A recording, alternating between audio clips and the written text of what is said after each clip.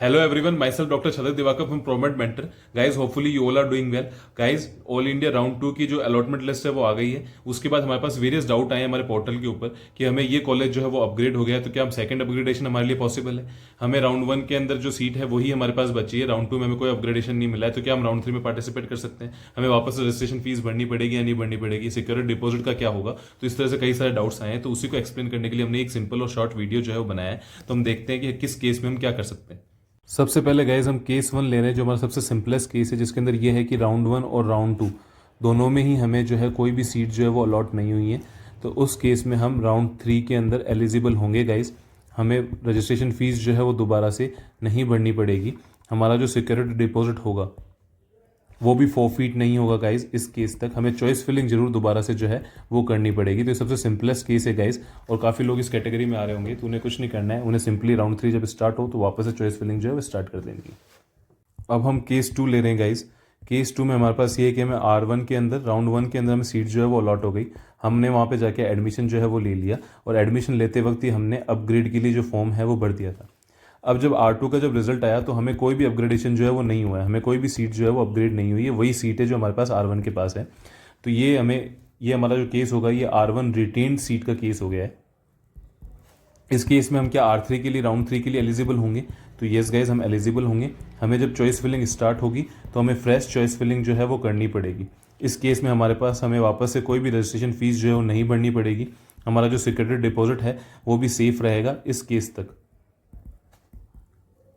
तो गाइस, कुल मिला के बात यह है कि हम ये बताना चाह रहे हैं कि R1 के बाद हमारे पास एक सीट थी.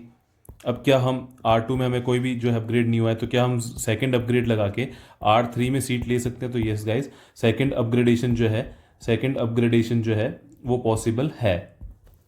ठीक है. अब यहाँ पे ये बात आती है कि R2 जो है स्टेट राउंड जो है वो भी साथ साथ ही चलेगा ऑल इंडिया के. तो इसके लिए हमें जो है वेरियस स्टेट में डिफरेंट रूल्स जो है वो होते हैं, तो हमें स्टेट के प्रोस्पेक्टस को चेक करना पड़ेगा कि कुछ स्टेट्स जो हैं वो R2 के स्टेट राउंड के साथ ऑल इंडिया के स्टेट राउंड 2 के अंदर पार्टिसिपेट नहीं करने देते हैं. कोई स्ट्रीट लिविंग पेनल्टीज जो है वो हमें देनी पड़ सकती है. तो डिफरेंट स्टेट के डिफरेंट रूल्स हैं, उसके लिए हमें प्रोस्पेक्टस जो है वो चेक करना पड़ेगा. गाइस, जो अभी हमने केस 2 की बात की उसमें हमने ये बात की कि राउंड 1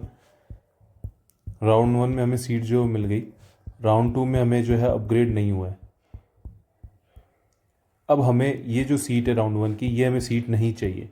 तो हम क्या कर सकते हैं गाइज, हम इस सीट को जो है रिज़ाइन जो है वो कर सकते हैं, रिज़ाइन दिस सीट. इसके लिए जो हमारा MCC है वो अलग से जो है पोर्टल जो है वो ओपन करेगा रेजिग्नेशन का, उस समय इसको अपन रिज़ाइन कर सकते हैं. इस केस में हमारा सिक्योरिटी डिपॉजिट के लिए क्या होगा, ये इसकी कोई भी जो हमारे पास वैलिड इन्फॉर्मेशन है वो MCC के जो इन्फॉर्मेशन बुलेटिन है उसमें नहीं लिखी है गाइज. पर according to the last year ये सिक्योरिटी डिपॉजिट जो है फॉरफीट नहीं होना चाहिए. पर जब MCC पोर्टल खोलेगा रेजिग्नेशन के लिए तब हो सकता है MCC कोई नोटिफिकेशन निकाल के इस चीज़ को और क्लैरिफाई कर दे कि सिक्योरिटी डिपॉजिट के साथ यहाँ पे क्या होगा. गैस, अब हम बात करते हैं हमारे केस 3 की, जिसके अंदर क्या है कि हमें राउंड 1 के अंदर जो सीट है वो अलॉट हो गई. सीट अलॉट हुई, यहाँ पे हमने जाके एडमिशन ले लिया, और एडमिशन के साथ साथ हमने जो है अपग्रेड जो है उसके लिए फॉर्म जो है वो भर दिया था.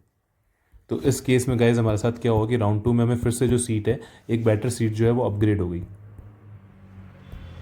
तो अब हमें क्या करना पड़ेगा गाइज, ये जो राउंड 1 की सीट है इस कॉलेज में जाके यहाँ से हमें रिलीविंग लेटर जो है वो लेना पड़ेगा, और हमें वापस से जाके राउंड 2 सीट जो है यहाँ पे एडमिशन जो है वो फॉर्मेलिटीज़ जो है पूरी करनी पड़ेगी. और इस दौरान हमें वापस से अपग्रेड का जो फॉर्म है वो भरना पड़ेगा अगर हम राउंड 3 के अंदर पार्टिसिपेट करना चाहते हैं. तो गाइज, ये जो सेकेंड अपग्रेडेशन है ये पॉसिबल है, ये सेकंड अपग्रेडेशन गाइज पॉसिबल है. अब हमें राउंड 3 के लिए वापस से जो चॉइस फिलिंग है वो करनी पड़ेगी. इस केस में गाइज हमें कोई भी नई रजिस्ट्रेशन फीस जो है वो नहीं देनी पड़ेगी. ठीक है. ना ही हमारा सिक्योरिटी डिपॉजिट जो है वो फॉरफीट होगा गाइज, सिक्योरिटी डिपॉजिट भी सेफ रहेगा. तो ये एक सिंपलेस्ट केस है गाइज जो हम फॉलो कर सकते हैं. गाइज, अब हम स्ट्रे राउंड जो उसके बारे में भी एक हल्की सी डिटेल में बात कर लेते हैं कि स्ट्रे राउंड से रिलेटेड भी कई सारे डाउट्स हमारे पास आ रहे थे. गाइज, इसके अंदर एलिजिबल होने के लिए हमारे पास कोई भी सीट जो है वो नहीं होनी चाहिए, तभी हम इस केस में एलिजिबल होंगे. जो अर्लियर जो भी सीट्स हमारे पास आई हैं, अलॉट हुई हैं, वो सभी नल एंड वॉइड के रूप में जो है वो ट्रीट की जाएगी स्टे राउंड में पार्टिसिपेट करने के लिए. स्टे राउंड में अगर हम पार्टिसिपेट करते हैं तो हमें वापस से जो है चॉइस फिलिंग जो है वो करनी पड़ेगी, हमें वापस से जो है रजिस्ट्रेशन जो है वो वापस से करना पड़ेगा. और अगर स्टे राउंड में हमें सीट मिलती है गाइस, तो उस केस में हमारे पास 2 सिनेरियो होंगे. अगर हम ज्वाइन कर लेते हैं गाइस तो हम वहाँ से फिर रिज़ाइन जो है वो नहीं कर सकते. पर अगर गाइस हम ज्वाइन नहीं करते हैं ये सीट को, तो हमें जनरली 1 साल के लिए फॉर द नेक्स्ट 1 ईयर हमें बैन कर दिया जाएगा नीट एग्ज़ाम से। और ऑफ कोर्स सिक्योरिटी डिपॉजिट तो हमारा यहाँ पे बचेगा ही नहीं।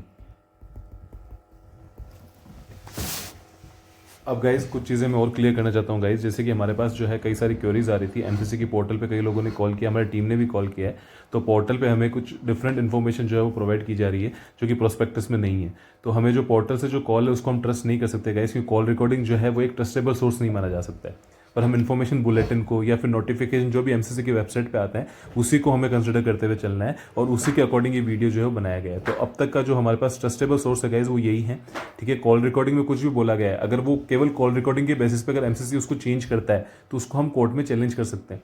पर इन्फॉर्मेशन बुलेटिन और जो नोटिफिकेशन जो चीज़ें आती है उसको हम चैलेंज नहीं कर सकते हैं। तो हमें उसी को जो है ट्रस्टेबल सोर्स जो है उसको मान के चलना है। इसके अलावा गाइज लास्ट ईयर के नोटिसेस जो हैं वो भी सर्कुलेट हो रहे हैं मार्केट में, तो उसको हमें एंटरटेन नहीं करना है, क्योंकि लास्ट ईयर की चीज़ लास्ट ईयर खत्म हो चुकी है गाइज। हर साल एमसीसी जो है वो फ्रेशली स्टार्ट करता है, कुछ रूल्स हर साल एमसीसी जो है चेंज कर देता है। तो इसलिए हमें इस साल की जो इन्फॉर्मेशन बुलेटिन और नोटिफिकेशन जो है उन्हीं को एंटरटेन करना है, लास्ट ईयर को कंसिडर करके नहीं चलना है। इस साल के रूल्स और सब चीज़ें अलग होगी गाइज। इसके अलावा आपको किसी भी तरह की हमने सिंप्लीफाइड वे में जो है ये पूरी क्योरीज जो है वो एक्सप्लेन करने की कोशिश की है गाइज। इसके अलावा भी अगर कोई क्योरीज रहती हैं तो आप हमारे प्रोमेड मेंटर टीम के ब्रॉडलाइन नंबर पे हमसे कांटेक्ट कर सकते हैं गाइज, और हमारे प्रोमेड मेंटर टीम जो है उससे जुड़ सकते हैं गाइज। एमसीसी के जो काउंसलिंग प्रोसेस है गाइस थोड़ा सा कॉम्प्लिकेटेड रहता है, इसमें चांसेस होते हैं कि कहीं ना कहीं हम कुछ ना कुछ नुकसान अपना करा सकते हैं गाइस। तो इसीलिए हमने ये प्लेटफॉर्म जो स्टार्ट किया जिससे आपका कोई नुकसान ना हो, और आपको अपनी जो भी ड्रीम कॉलेज या फिर ड्रीम ब्रांच चाहिए जो आपके लिए आपकी रैंक पे अवेलेबल हो सकती है वो आपको मिल जाए गाइस राउंड 3 तक जाते जाते। यही हमारा मोटो है गाइस, और best of luck guys for your future.